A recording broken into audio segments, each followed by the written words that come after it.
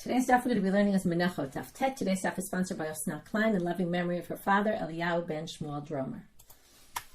Okay, we're going to get started. Thank you to everyone who joined the Menachot workshop yesterday. It was fabulous. For those who didn't go, you can go on your own. It's there anytime you come to Israel, or if you live in Israel, you can just call up. You don't have to go as a group. It really is my second time there. First of all, what was interesting is between the last time, which was 7.5 years ago, to this time, they changed their opinion about how the lechem hapanim was, which is super interesting. So we'll talk about it when we talk about the shape of the lechem hapanim. And they baked it last time in a different shape than they bake it now, which is really interesting, based on archaeological findings. So in general, it's really, really interesting to see people who spend their life basically trying to figure out how exactly these breads were baked and where these breads were baked and how or breads or matzot, as most of them are, and you get to taste them, you get a bit of a feel for how it was then. Really, really, really worthwhile. It's Seidel's bakery, also called the Machon Lechem Hapanim, the Showbread Institute. So you can look it up online. If you need help, let us know. We can help you find it. I highly, highly recommended activity. Okay, we're going to get started with the daf today. Yesterday was a little bit of confusing daf. The content wasn't so confusing, but we kept going back to different things that we had mentioned. Oh, and by the way, we mentioned this because we were talking about something else. Let's delve into that. So we're doing the same thing now. When we started, just a quick, really small review, we started with a statement of Rabbi Elazar that seemed to contradict something else Rabbi Elazar had said. And we got to this statement of Rabbi Elazar where he actually had a machloket with Rabbi Yochanan. Then we went and delved into the machloket with Rabbi Yochanan. And Rabbi Yochanan, who said that the Chavitei Kohen Gadol can't be sanctified if you put them in two separate bowls, right? You don't put them all together from the beginning. He then said, then we had a question on him, and then we said, well, maybe he doesn't learn one thing from another. And then we said, no, he obviously does because of this statement, okay? And that's where we're going to start today, which is going back to a gufa of something that was on Chedomot Aleph. We're starting now at the bottom of Chedomot Bet. Rabbi Yochanan had said, and they said, Rabbi Yochanan somewhere else said, Shlamim sheshachatam behechal ksherin. So we're completely off the other topic. We're talking about a korban shlamim that was slaughtered inside the sanctuary. Right? It's supposed to be slaughtered anywhere in the courtyard. What if it's slaughtered in the sanctuary? Oh, that obviously works. Why does it work? Shelo yehei tafil chamor min ha'ikar. Because the holier place, if it can be done in the less holy place, which is the Azarah, obviously it can be done in the more holy place, which is the Ikar, the main central place, which is the sanctuary. To which we're going to bring a difficulty, Meitive. And like I said in the past few days, we have a lot of repeat sugyot of things that we learned in Tzvachim, so it's good review. Meitive, but wait, there's a bright that seems to contradict. Now, we'll see exactly, it's not exactly a direct contradiction, but Rabbi Yehuda ben Batera Omer. What if Gentiles came, surrounded the Azarah, you couldn't eat there?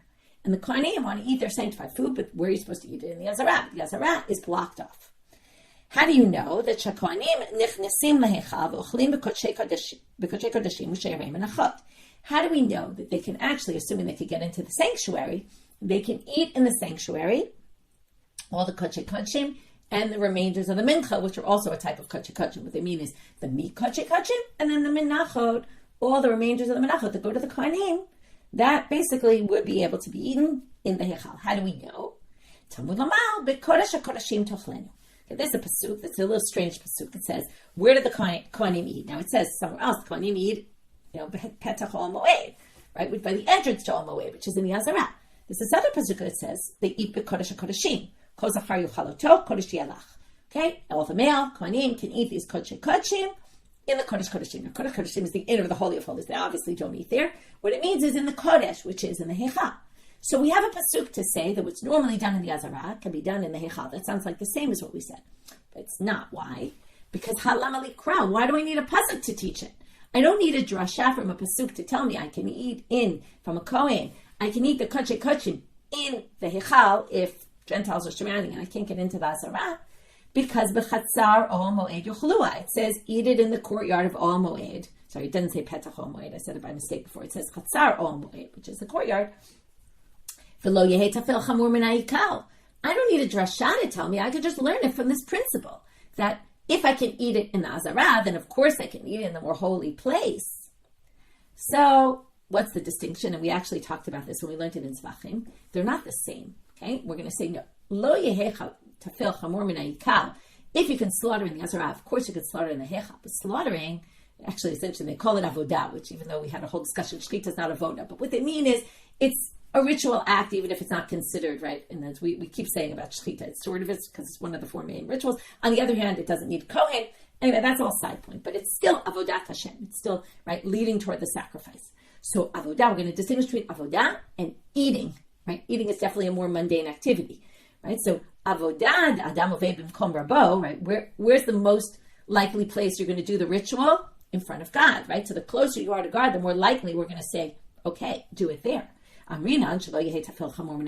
That's where this principle comes into play. But achila, you can't always eat before God, right? The closer you are to God, maybe you shouldn't be eating there. Now, it's a little tricky because Kodesh Kodashim, you can't eat outside the temple courtyard. You have to be at least inside the temple courtyard. But since it's eating, we don't want you in God's face. So that we're not going to employ the principle, lo yehei tafel chamor min ha'ikar. Okay, we're not going to say, oh, more likely we're going to let you do it in the Heichal. So you wouldn't have come to that conclusion on your own. And therefore, Tamad Katav Kra, only because the Pasuk said so. Halo Katav Kra. If not, though, Lo Yehei Tafel Chamor Min Ha'ikar, Lo Amrinan. Okay, you have to put like quotes around. You're not, right? You do, the Tafel is not going to be more strict than the Ikar. We don't say. Okay, we don't employ that principle. Okay, so that resolves our difficulty because you can't ask it from a place of eating. Okay, again, in the end, the halacha is you can eat in the Heichal. But the point is that you needed a pasuk to say it, and you couldn't have employed the principle. Okay, now we're going to move to the main body of today's class, which is 3 machlokot between Rabbi Yochanan and Reish Lakish. Okay, at the end of daf, just to tell you the structure, and each one's going to be a little longer than the other. We're going to have 3 debates between Rabbi Yochanan and Reish Lakish. And the first one, we're basically just going to have the machloket and a support for Rabbi Yochanan. The next one, we're going to have a machloket and a difficulty on Reish Lakish. And the third one, we're going to have a difficulty on Reish Lakish, a difficulty on Rabbi Yochanan, a much longer. It's going to be almost like a whole amud, that whole diyun on the third one. And then we're going to go back to the Mishnah and talk about kametz b'smol pasul and how do we know that smol is pasul. Okay, so that's going to be our structure. Itmar. So the first machlokah between Rabbi Yochanan and Reish Lakish is about, okay, the 3 machlokot all have to do with the mincha, obviously. We're in Menachot, we're talking about the mincha. Bilala chutz lechomat azara. What if you mix, now remember, in many of the Menachot, not all of them, blula b'shemen, it has to be mixed with oil. Okay, for those who went to the workshop, we actually got to do this yesterday. So, blula b'shemen, what if you did it chutz lechomat azara? Okay, most of the actions have to happen in the azara. And presumably they mixed it in the azara, but what if they did it outside? Is it disqualified or not? Can that action, is it really what they're asking is, how central is the mixing to the whole process? Okay, it happens, by the way, if you don't mix it, it's still valid, okay? Because as long as you can mix it, there's a whole thing, anyway, that's different sugi, if you remember, great, if not. But it's obviously not a central part. But the question is it disqualified if you do it outside the azara? So Rabbi Yochanan Amar Psula, he says, yes, it's disqualified. Reish Lakish Amar Kshira. So now we're going to see what the basis of their opinions are. Reish Lakish Amar Kshira, Dichtiv. Vayatzak aleha shemen, v'natan aleha levona. It says you pour the oil on top of the mincha, and then it says, and then you put the frankincense on top. V'hadar v'hivi'ah al b'nei Aharon ha'kohanim v'kametz. And then it says, and then you bring it to the sons of Aaron, and they do the kemitza. So what do you see from this pasuk? At what point do the kohanim come into play? After it's already been mixed. Okay, we weren't talking about kohanim, but we're going to say, mikmitza va'elach mitzvat kehuna. So since, right, from the moment of kemitza, that's when you need kohanim. So comes Reish Lakish and he says, okay, well then what can we learn? So first of all, it teaches you that pouring the oil and the mixing it can be done by anybody. Like let's say you bring a mincha to the Beit HaMikdash, you can do that yourself. But now here's the key. We're going to make a comparison. Mida kehuna lo baya, pnim nami lo baya. If you don't need kehuna, then you don't need bifnim. Okay, those two things are going to go hand in hand. Okay, we're going to assume whatever requires a kohen requires it to be done in the azara, which is a reasonable assumption, right? Because it shows it's a higher level of sanctity, that action, and the parts that can be done by azara theoretically can be done outside. That's Reish Lakish. Rabbi Yochanan obviously he's not going to disagree about that. He's going to say that kemitza has to be done by the kohen, that for sure. Before that, it doesn't need a kohen. But he's going to say those two things are not connected, those two issues. The fact that something needs kahuna doesn't necessarily mean But the fact that something doesn't need a Kohen doesn't necessarily mean it can be done outside. Okay, that's what he's going to say. Rabbi Yochanan Amar Psula, and then he's going to have to say what requires inside. It's not the kemitza action, right? It's something earlier. Now remember, I've said this a few times. From the start, you put the dough into a sanctified vessel.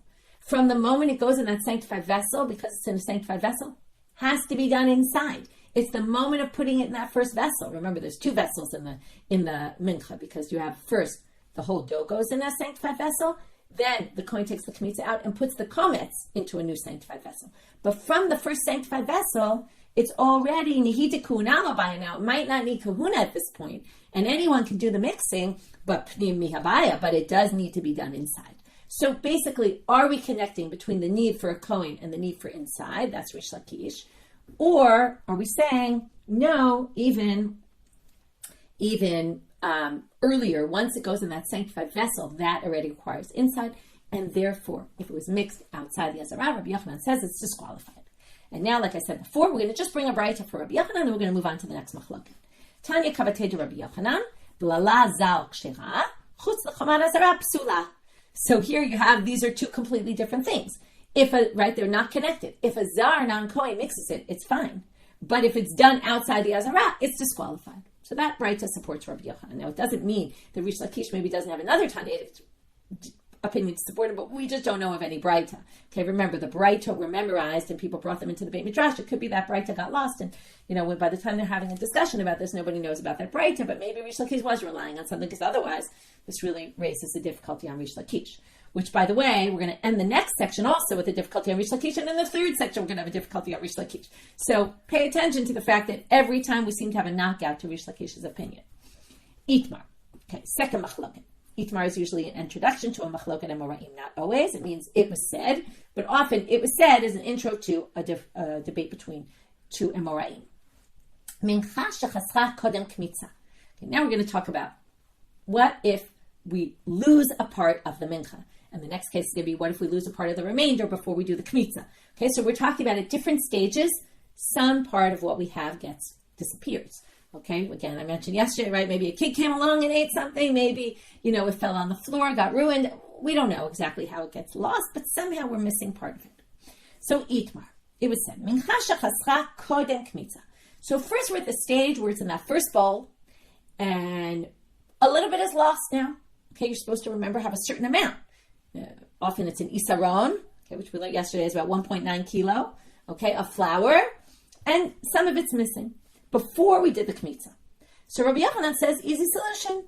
Yavi mitoch beitov yimalena. Bring it from home, right? Go get more and fill it in. Reish Lakish amar lo yavi mitoch beitov yimalena. You can't bring it from your house. Okay, so now, just like last time, first they said who says what, then they explain where they get it from. Rabbi Yochanan amar mevi mitoch beitov yimalena. Kemitza kavale. He says it's the action of kemitza that is the point of no return. Okay? But at this point, okay, now, kavale what? Actually, it's not so clear. I shouldn't say it's the point of no return. You have to look at Rashi. Rashi helps us here.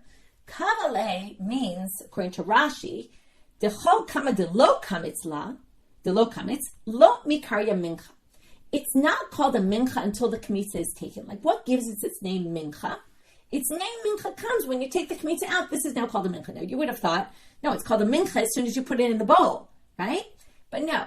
And in fact, it's interesting because Rabbi Yochanan in the previous said it was the bowl that sets it aside, okay? And that makes it that once it goes outside, it's going to be a problem. But for this issue, is it called a mincha?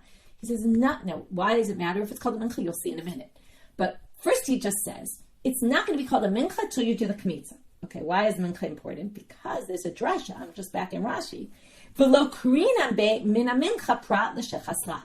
There's a drasha on this word mina mincha, from the mincha, that when it's from the mincha, it has to be the mincha is complete and whole. Okay? If it's missing something, it's no good. So what does he say? Well, there's no mincha until you take the kemitza out. So, if you haven't taken the kemitza out yet, which is exactly what we're up to, it's not yet called a mincha, so this whole law is irrelevant. Okay? The law of it has to be whole and can't be missing anything comes into play at a later point. not at the point when you just put it in the sanctified vessel. So if something goes missing, fill it in. It's fine. Just fill it up. Now comes Reish Lakish. Reish Lakish says, Reish Lakish Amar Lo Yavi Mitoch V'Tovim Alena. You can see where he's going to go with this. Kedusha Kli Kavale. It's not the taking the kometz out that calls this thing a mincha. It's already a mincha when it goes into its first sanctified vessel. That makes it a mincha. So at that point, once it's in the vessel, if any part is missing, you can't just fill it in. It's disqualified. Start again. Okay? ATV Rabbi Yochanan, as I said, in this section, we're going to have a difficulty Rabbi Yochanan raises to Reish Lakish, okay, as opposed to a support, which is really one and the same. It's really also a difficulty. If you bring a support from a Braita and Reish Lakish doesn't have his own support, that kind of also is a problem. But this time, what's more here is that in the previous section, the Gemara was bringing the Braita to support Rabbi Yochanan. In this case, Rabbi Yochanan is bringing a Braita to say, hey, you're wrong, Reish Lakish, okay? He himself raised it as difficulty for Reish Lakish. Rabbi Yochanan, the Rabbi Shimon ben Lakish. Now, what's he talking about? We're going to see this twice today. The mitzora. If you remember the leper process, the kohen takes a log of oil, right? A measure of oil, and he then, okay, if you remember, one kohen pours the log of oil into the left hand of the kohen, and then the kohen's going to take, in his palm, he has the oil, all right? It's hard to imagine because it starts dripping, I don't know, but takes that hand, right? He goes to the parochet and he sticks his finger, dips his finger into the oil that's in his left hand. That's why he does it in his left hand. We're going to get back to this later today. He has it in his left hand because he has to do the sprinkling with his right hand. And then he dips his finger in with his right finger. He sprinkles toward the parochet 7 times with the oil. Then he goes back and he goes to the leper that's standing outside the gate of Nicanor. And then he puts on his ear and his finger and his toe. Okay? That's the process he does with the oil. Now, what part of that process is like kemitza? When you take the oil out of the big measuring thing, right? And you take a little bit out, and that's what the kohen's going to use. It's the same thing as the kometz. So there it's yatzak, which is he pours it into the kohen's hand. So now we say the following. If haser halog, what if some of the oil spills out of that measuring cup? If you haven't yet poured, the kohen hasn't, the first kohen number 1 hasn't poured into kohen number 2's hand yet, yimalena. Okay, if it happened earlier, you just fill it up. So what do you see here? Even though it was in the sanctified vessel already, because the log is a sanctified vessel, even though it was in that sanctified vessel already, it's not a problem that it's missing. We just fill it up. And that's basically what Rabbi Yochanan says about the mincha. Even though it's in the sanctified vessel, as long as you haven't taken the kemitza out, which is parallel to the yitzika, to the pouring, it's fine. Tiyuvta. That's a difficulty for Reish Lakish. Itmar, third machloket, and this is the one I said we're going to spend a long time on. Shirayim shachasru ben kemitza lahaktara. Now we're talking about not the big bowl with all the dough in it that went missing before you took the kemitza out. Now you took the kemitza out. Now you have 3 stages, right? First is put in the bowl. I mean, there's a few more, but let's talk about the main ones. You put it in the bowl. Okay, you do the mixing, which we talked about. And you put all the ingredients in, okay, whatever. Then, and you add frankincense, okay, without talking about all the details, even though it's hard not to mention them all. But then you take the bowl, the kohen puts his fingers in, does the kemitza. That's stage 2. Stage 3 is he burns the kometz on the altar. So first we talked about the difference between stage 1 and stage 2. In between the time, what if it goes missing before the kohen does the kemitza? Now we're already at the kemitza. What happens when the kohen, right, when we're missing before the kometz gets burned? So now, where are we missing? Not in the kometz. We're talking about the shirayim, the remainder. Now, it's just the remainder, which theoretically sounds not so important. What's going to happen with the remainder? It goes to the kohanim and they can eat it. But we're going to see that if the remainder, part of the remainder goes missing before you burn the kometz, right? These are 2 completely different things now. One is in the first sanctified vessel. The kometz is in the second sanctified vessel. You take the kometz and you go to burn it, and you find out that actually some of the remainder from the original bowl is missing something, okay? Now, that's the part again. Once you burn the kometz, the shirayim are now permitted to the kohanim. So again, we have a machloket. Rabbi Yochanan Amar, maktir kometz alehen. You burn the kometz anyway; it doesn't matter. Reish Lakish Amar, maktir kometz alehen. You can't burn the kometz if you're missing some of the shirayim. So now we're going to relate this back to a machloket between Rabbi Eliezer and Rabbi Yeshua that we learned in Masechet Tzfachim. But again, we're not expected to remember all this, but hopefully some of it will start to sound familiar. We'll see it a second time, and if not, it's good review. Now you'll remember it, hopefully. So Rabbi Eliezer and Rabbi Yeshua have a debate. What if it's missing? you don't have the blood. I'm sorry, you didn't do the blood yet, which is similar, right? The parallel of the blood in the sacrifice is the burning of the kometz in the mincha. You're missing. Now you're missing what? You have the blood, but the other part, which is the meat, or the parts that, right? So the meat, which is to be eaten, let's say, by the owner in a regular korban, or the chelef, the fats, to be burned on the mizbeach, so to speak, eaten on the altar. What if they all go missing? Okay? Are you allowed to put the blood on the altar? So Rabbi Eliezer says you can, and Rabbi Yeshua says you can't. Okay? So now they're going to connect this machloket, and we're going to see that someone else connects this machloket in a Mishnah later on in Menachot that we're going to quote. So right now we're going to say, Aliba de Rabbi Eliezer. They're assuming you know what this machloket is. That's why I told you, because otherwise you get lost here. Aliba de Rabbi Eliezer. Right, by the way, Rashi reminds us that it also comes up in Pesachim, by the way. Asita olotecha habasal v'hadam. So what's this? You do your olot, the meat and the blood. Dam afa pisha im basal. That's Rabbi Eliezer. You can have blood even though there's no meat. And as it says, you could do dam, you could do basal. So you could do dam by itself, even if there's no basal. Okay? Rabbi Yeshua says, im basar, im dam, im dam, im basal. Okay? You can't do one without the other. So now they say like this. Aliba de Rabbi Eliezer, kolei lo pligi. They don't have a machloket within Rabbi Eliezer. What does that mean? Well, Rabbi Eliezer says you can do it even without the meat. You can sprinkle the blood. Then he's obviously going to say, okay, Rabbi Eliezer would obviously hold like Reish Lakish, obviously holds like Rabbi Eliezer, or we're going to say like this, no. If you go with Rabbi Eliezer's approach, Reish Lakish fits in with that, because he says you can do it, and Rabbi Yochanan, I'm sorry, I said the wrong one. Rabbi Yochanan fits in with it, that you can burn the kometz without the shirayim being there. Reish Lakish for sure can't hold like Rabbi Eliezer. There's no way, because they're complete opposites, right? If you can do the blood, then you obviously can do the kometz, okay? So Rabbi Eliezer is definitely, okay, only going to match up with Rabbi Yochanan, but you can't fit in Reish Lakish to Rabbi Eliezer. There's no way. But we can see a way that both of them can fit in with Rabbi Yeshua's opinion. And maybe, so it could be the machloka between them is, do you hold like Rabbi Yeshua, do you hold like Rabbi Eliezer? That's one way of looking at it. Or perhaps they both hold like Rabbi Yeshua, and still one of them is going to permit it. Because remember, Rabbi Yeshua doesn't allow it if there's no basar, there's no blood.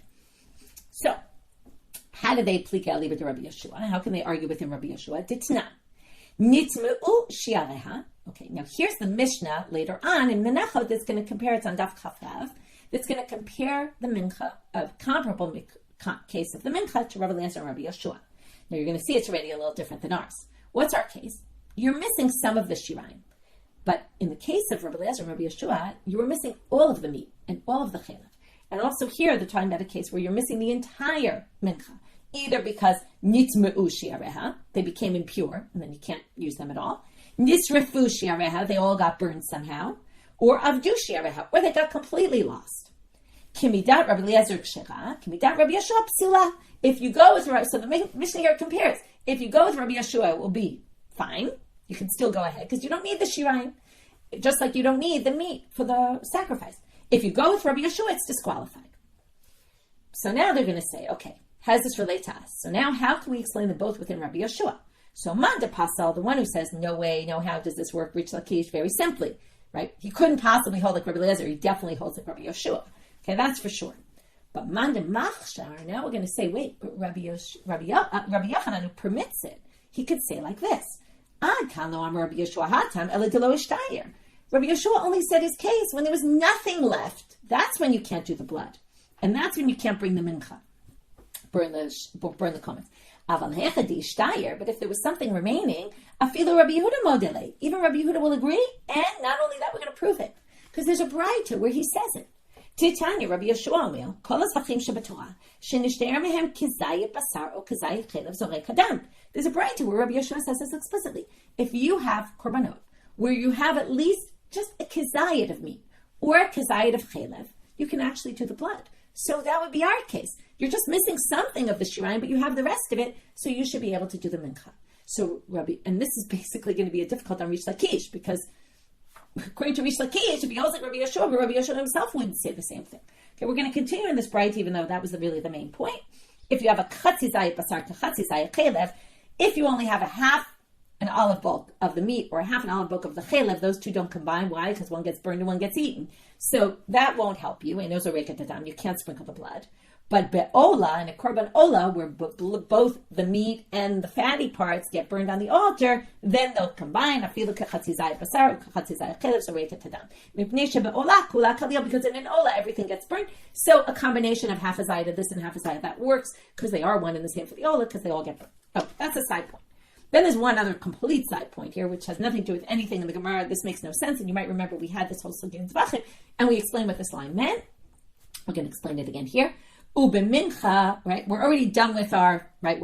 This isn't relevant for the flow right now. The flow was, we can explain, right? One way to explain the machloket is that Rabbi Yochanan and Reish Lakish argue exactly side with Rabbi Eliezer and Rabbi Yeshua. The other is to say they actually both argue within Rabbi Yeshua. And Reish Lakish says it doesn't help that you have a bit of a remainder, you still can't do it. And Rabbi Yochanan says, no, as long as you have some left, it's fine. And that fits in with this braita. Rabbi Yochanan fits very well with the braita. Anyway, let's just finish the braita. And if in the mincha, even if the whole thing still exists, you still can't sprinkle the blood. Okay, this doesn't make any sense. Turn out amubet. Mincha ma'avidata. What's the mincha doing here? We're talking about mincha and blood, right? That has nothing to do with anything.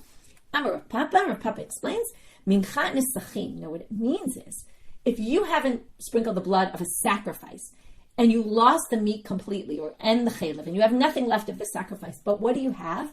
You still have the mincha that goes along with this sacrifice. Okay, this has nothing to do with our topic of Menachot right now.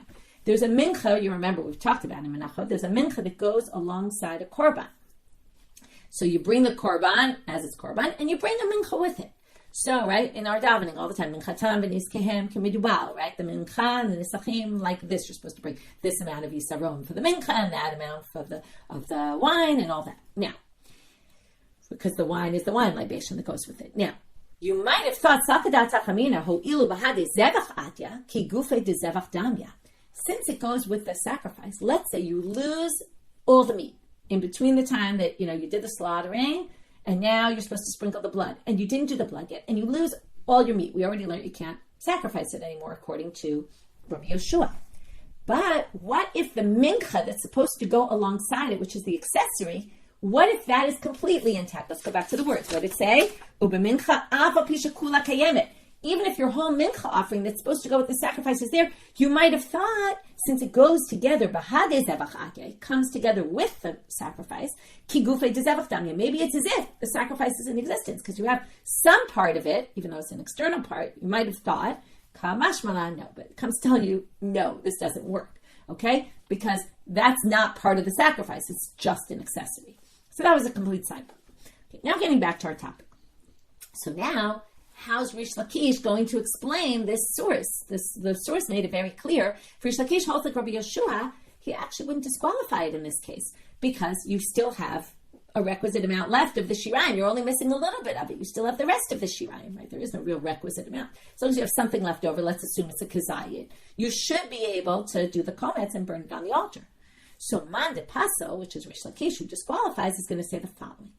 The laws are different by mincha, okay? Whereas according to Rabbi Yeshua, remember it was im ein, right? Asito lotecha basar va'adam, right? So he says im ein basar ein dam ein basar, right? And that was all connected to the blood. But it wouldn't be the same for the mincha, because it's a special drasha by the mincha. So there it might work as long as you still have a little basar. That works, or a little chalev. But here it's not going to work, because there's a special drasha from the pasuk which excludes this case. The hirim hakohen mina mincha. This was the mina mincha that we saw before. Has to be a mincha, right? What stage does it become a mincha? We saw this machloket, but that's not important right now. Vehirim min hamincha et eskerata v'ktira mizbecha. I mean, this is important. This is the drasha. Ha mincha adiita lekula mincha lo yaktir. Here's the drasha that you have to have the whole mincha. Okay, until you have the whole mincha, you can't do it. Okay, so there you have it. Here's his drasha. That's where we learn if it's missing something. And he says, what does it mean if it's missing something? He reads it as, you have to have the complete mincha there in order to burn it. If you don't have it, because look what it says. Bring from the mincha, the ezkerata, which is the kometz, the thing that you're bringing to remember, and burn it on the altar. So burn it on the altar when you have the whole mincha. Now, Idach, what's Rabbi Yochanan going to say about this drasha? Well, we can't just ignore it. Well, mincha shahet takfar. And I'm going to get rid of all the parentheses here. Our version we're going to go with is mincha shahet takfar, meaning as long as the mincha was whole originally, when you put it in the bowl, you put the right amount, the isaron, and you had everything in there the way it was supposed to be, then you can take the kemitza. The fact that you can burn the kometz. The fact that something happened in between, it lost some of it, it's fine, as long as it was a mincha at an earlier point. Okay, now, so what we did so far in this opinion, just so we don't get lost in the flow, we brought each of their opinions. We brought how it possibly connected to this machlok of Rabbi Eliezer, Rabbi Yeshua. Either, right, they argue each on one side and the other, or they both argue within Rabbi Yeshua. And if they argue within Rabbi Yeshua, and either which way Reish Lakish is going to line up with Rabbi Yeshua, we seem to have this problem because Rabbi Yeshua allows it as long as you have a kesayit. So why wouldn't he allow it here? Because remember, he's the one who disqualifies. So we now explained according to Reish Lakish, because here there's a special drasha that chose to require it, and we saw how Rabbi Yochanan dealt with that drasha. He understood it differently. Now we're going to have Eitivei Rabbi Yochanan the Reish Lakish. So now we're going to have a direct question that Rabbi Yochanan throws at Reish Lakish. And it's actually a sugya we learned yesterday, which is nice. Ad shelo pirka nifras lachma. If when you're taking, right, the lechem apanim, 12 loaves, there's 2 bizichei l'vona, 2 bowls of frankincense, and what you do every week on Shabbat, they would take out the bizichim, take out the bread, they would burn the frankincense and eat the bread. The kohanim could eat the bread. So Rabbi Yochanan says to Reish Lakish, listen to this source. Ad shelo pirka, if you haven't taken it off yet, nifras lachma, the bread breaks, halechem pasul, you can't eat the bread, and ein maktir aleh ta bizichim. Now, what's the comparison in our case? The bizichin and burning the frankincense is just like burning the kometz. Just like burning the kometz permits the shirayim to be eaten. So the shirayim are like the lechem apanim, right? The frankincense permits the lechem apanim, the showbread, to be eaten. So we now have, right, kometz is like the burning of the levona, burning of the kometz, and the eating of the lechem apanim is like the eating of the mincha, the shirayim, the remainder. So now they say the following. If it wasn't yet taken off, the bread breaks, so can't go through with anything anymore. But if you already took it off, nifras lachma, the bread breaks, halechem pasul, but maktir aleha et bezichin. Now, okay, now they're just going to add Rabbi Elazar, which you don't really need to add this, and Rashi even says. The only reason, lo itzrich, he says, you don't really need this line. The only reason why they did it is, I did a ton of else, and said yesterday's daf, we brought it. When we mentioned this right, we're bringing it again. It's not relevant to our purposes, but we'll read it anyway. You don't actually have to have taken it off, but as long as it's time to take off, it's as if it was taken off. Okay, fine. Side point completely. What's the point? The point is, what do we see here? You can still eat, you can't eat the bread, but you can still burn the bizichei levona. So that would mean by us, you could still burn the kometz, even though it's missing, right? We're going to compare missing a piece to a broken piece, right? Breaking for the lechem apanim is like missing a piece in the mincha. So there we're allowed to burn the frankincense, and here we can't burn the kometz. So that's the difficulty. Do you Reish Lakish? Because I think you can burn it. Okay, proof for me. To which Reish Lakish answers, Hamane. Rabbi Eliezer, he employs the classic tactic. You bring a Tanaitic source to disagree with me, no problem. It's a different Tana. Okay, I don't hold by that Tana. This source goes with Rabbi Eliezer. Okay, remember Rabbi Eliezer says, right? It doesn't matter. You can bring the blood on the altar, even if there's no meat. So likewise here, right? There's no problem. Okay, you can bring it without a problem. So, but I don't hold that way. So according to Rabbi Eliezer, who says you don't need the meat to do the blood, he would say the same thing here. You don't need the lechem apanim to bring the frankincense. But fine, I don't hold that way. So why are you throwing this source at me when it belongs to a different school of thought? So very nice he suggests this. Rabbi Yochanan catches him up on it. And he says, Amalei, Ana amina lecha mishnah shlema, va'amra li ad Rabbi Eliezer. I brought you a stam mishnah here.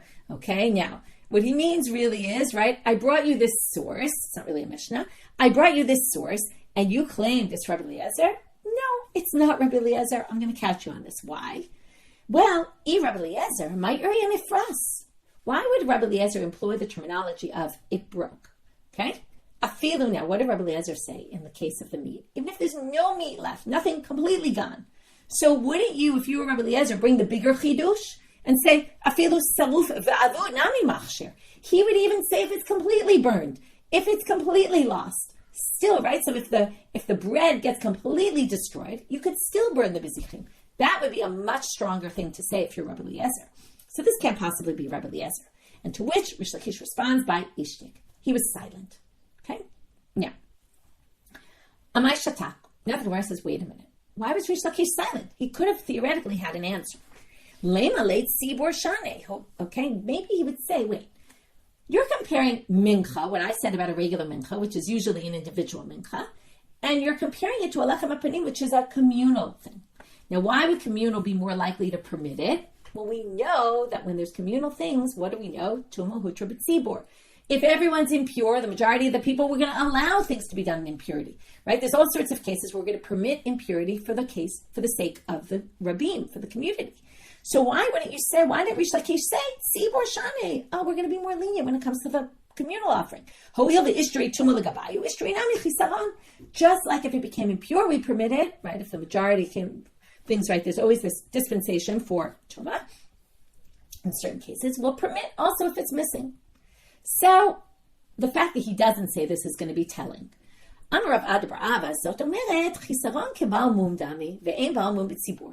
This teaches us that missing a part is more similar to a blemished animal, which is never permitted, not in the communal offerings either, and it's not as similar to impurity. Okay, we're going to say this is a serious, right, that there's no heter for it at all. Otherwise, Reish Lakish would have said that.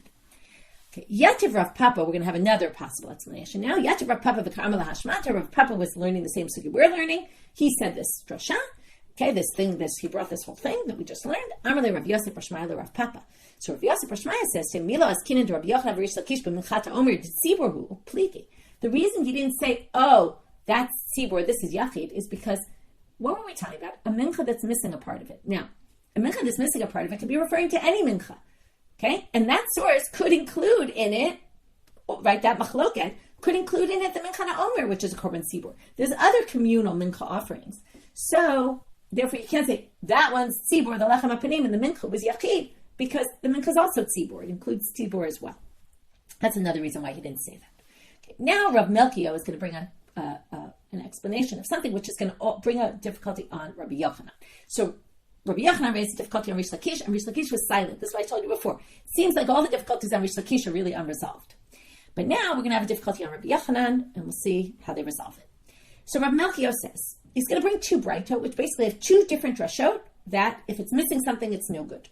And then the question is going to be, why do we have two different drashot to teach the same thing? So one brightot says, misalta. Okay, there's a pasuk that says you're supposed to take the mincha. This is in Vayikra chapter 2. We'll start talking about the mincha, verse 2. And it says you bring it to the kohanim, he takes the kometz from its solet, from its own solet, and from its own oil. Okay, meaning the kemitza comes from both the flour and the oil. So misalta she'im chasra kol shehu psula. Why is it saying from its solet? It means it has to be all of its solet. If it's missing anything, you can't take the kometz. And mishamna, from its oil, she'im chasra kol shehu pasul. If any of the oil is missing, it's no good. V'tani idach, another brighta says, the next pasuk says, whatever's left, hanoteret min mincha, goes to Aaron and his sons to eat. So hanoteret min mincha, prat lemincha shechasrahi v'shechasir kumtza v'shalot tirmi levanata klum. This comes to exclude three things. If the mincha is missing, the kohanim can't eat the remainder. Or if it's missing, it's kometz, okay, like you lost the kometz and you didn't do it, or you didn't burn any of the frankincense. So trei krai b'chisaron namali. These are all talking about missing. So why do you need two different drashot for that? Lav, is it not that one is lemincha shechasra kodem kemitza, that if you're missing the mincha before the kemitza, and chad shirayim shechasru ben kemitza laktara, the other is if you're missing from the remainder before you do the kemitza. Now, this, tiyuvta de Rabbi Yochanan b'travayu, if we go back to the last two machlokot of Rabbi Yochanan Reish Lakish, right, one was you're missing before you did the kometz, and Rabbi Yochanan says it's no problem, just refill it. And the second was, if it's missing after the kometz, before you burn the kometz. And that, Rabbi Yochanan said, it's fine. So we're assuming these two drashot are saying, it's not fine in case number one, it's not fine in case number two. Why else do we need two brightot? So now we have a difficulty, not only on Rabbi Yochanan in this machloket, also on the previous. To which they say, well, that's not the way to understand it. Okay, the first one we're going to fit with Rabbi Yochanan. We're going to say, yes, it's true. It was missing before you did the kemitza. But what's it saying? It's disqualified if you don't refill it. If you refill it, you're fine. And then that fits with Rabbi Yochanan.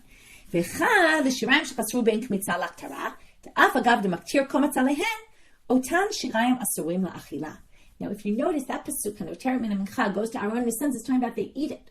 So what are we going to distinguish now between, just like with the bizichei levona, you burn the bizichim, but the kohanim can't eat it. Likewise here. You can still burn the kometz, like Rabbi Yochanan says, the kohanim just can't eat it. Okay, they can't eat the remainder because the remainder lost something of it. Okay, that's what we're saying. If some of the shirayim got lost before you burnt the kemitza, then you burn the kemitza, but the kohanim can't eat the shirayim. It ruins the shirayim for eating. And we're going to further prove this, so we have all our answers for Rabbi Yochanan. It was asked, L'divrei ha'omer, the one who says shirayim shechasru ben kemitza l'akhtara maktir kometz alihen, according to the one who says you can still burn it even though the shirayim lost some of it. Otan shirayim mahem ba'achila, can they be eaten? Amar se'eri, amar kra, ve'hanoteret, ve'lo hanoteret min hanoteret. He says, what can they eat? The remainder, but not the remainder of the remainder. So you can't eat it if the remainder already has lost some and now it's a remainder of the remainder. So there you have proof for Rabbi Yochanan. Now comes this last line of this section of Rabbi Yanai, and Rashi has two different ways of how to read this, but we're going to read it the first way, which is he actually disagrees with what we just said a second ago. Rabbi Yanai says, Mina mincha, mincha shayta kfar. As long as it was whole before, you can still eat from the mincha. Okay? So you can eat from the mincha, even if it was from the shirayim, even if they were missing, as long as at some point they were complete. Okay, now we're going to end with kamatz b'smol. And I'll recommend two things to read or listen. One is Shuli Mishkin wrote all about left-handed and how right became this important thing in halacha. And if you remember, okay, in Zvachim, Alana Steinheim did a whole din and daf on left-handed in halacha, it's called, so you can search for it on the site and find it. I'll try to also connect it soon to the stuff, but so that you can find it on the bottom here. But anyway, the point being that there's a whole shir on left-handedness in halacha, and it comes from the sugya as well, all these sugyot. So now it said if you do it with your left hand, it's disqualified. Menachot, where do we get it from? I told you we were going to end with the leper. What happens? Now, here we're talking about the miluim. On the days of the miluim, there were menachot that they brought, and in chapter 9 it says, right, this is when they sanctified the Mishkan in the desert. They brought the mincha and he fills his hand with it. That means kemitza, his hand. How do we know which hand? We're now going to prove from the leper that the hand must be the right hand. Why? Well, first they say, Kav ze ini yodei amahu. I don't know which hand. It just says his hand, right? If it says hand, it sounds like it doesn't matter which hand. Well, kashehu omel, in the leper, it says, V'lakach hakohen milog hashemen, v'yatzat akaf hakohen hasmalit. They specifically tell you what hand do we use? The left. So what do they say? Kan smalit. It specifically says kaf smalit, to say this one is specifically the left. But but anytime it just says hand, it's yamin. This, by the way, they do with eidim also. They say eid echad, if it says, I forget exactly how it goes, but anywhere where it says eid otherwise, it must be two, because this one says eid echad, but otherwise eid must be two. So here it says smali, otherwise it must be right. Okay, it sounds a little weird, kind of drasha, but they did this a lot. But the Gemara says, I'm not so happy with this drasha. Maybe it's trying to tell you, you actually have to put it in the left hand. It's not how we teach about anywhere else. Why would you think just because it says left means everywhere else? No, it's telling you it has to go on his left, and that's why we explain, because he has to dip his finger in the right, with his right finger to do the sprinkling. So they say, no, you're right. The first time it's really for itself, but it actually appears 2 times. We're actually going to see it appears 4 times. Okay, but right now they're going to say, oh, it appears a second time. It's a different time it says it. So the second time, kan smalit ve'en acher smalit. So the second time, the first time is coming to say this has to go on the left hand. Why do they say it a second time? Okay, when they say it a second time, they say he dips his finger into the left hand. Okay, why do they need to say that? Because it's the second time it says, now this teaches you every time it says kaf smalit, it's smalit, otherwise it's right. The Gemara is still not happy. Ema adraba, makan smalit afal manami smalit. Maybe it's saying, just like this is smalit, that's also, I skipped a line.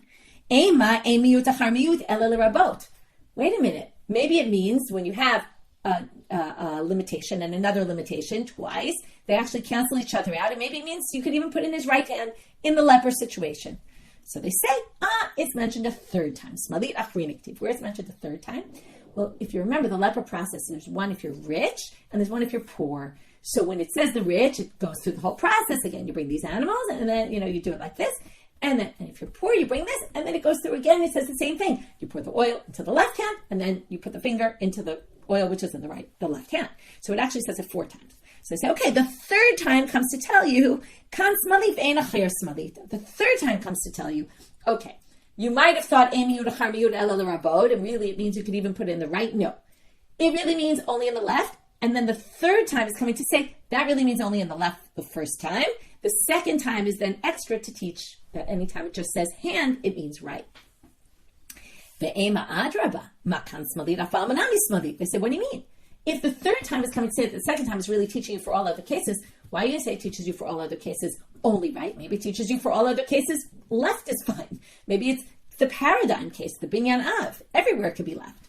So they say, fourth time is going to teach you that. Arba asmali ktive. Trei b'inyan ashir, trei ba'ani, trei ba'ashir. 2 for the rich one, 2 for the poor one. The fourth one is coming to tell you, don't think this is giving you the binyan av and everywhere else kaf means left. No. Fourth time is kaf means right everywhere else. This time we had to tell you 4 times smali so that you know it's only left. Okay? And every other time it's going to be right. With that, we finished for today. So what we did today was we had basically, after we finished that one difficulty on Rabbi Yochanan about the shlamim and the hechal, and the whole concept of lo yetafel mochamur min ha'ikar, it seems not to appear in some other case. We differentiated between eating and avoda. Then we went to these 3 machlokot, doing it outside the azara, if the shirayim were missing before the kemitza, if the shirayim went missing after the kemitza, before it was burned. Each time we had a machlokot Rabbi Yochanan and Reish Lakish. We ended up with a lot more difficulties on Reish Lakish than Rabbi Yochanan. The one difficulty we had on Rabbi Yochanan we kind of resolved, or even like it was 1.5, so to say. And then we finished with this kometz b'smol. What's the source for it? It took a little while to understand that. But after we saw the 4 readings of the 4 mentions of the kaf smalit in the mitzvah or the leper case, there we darshaned it. And from there, we're going to get off on the leper for a little while. With that, we finished for today. Wishing everyone a good day.